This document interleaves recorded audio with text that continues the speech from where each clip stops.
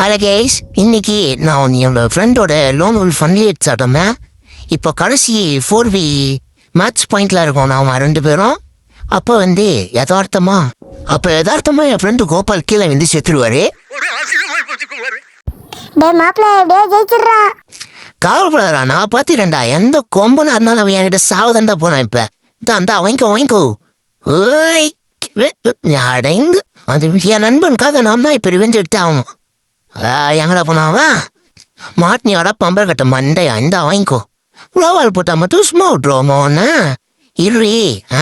அவ்வளோதான், சோழியை முடிச்சு விட்டாச்சு. வாங்க சார் வாங்க.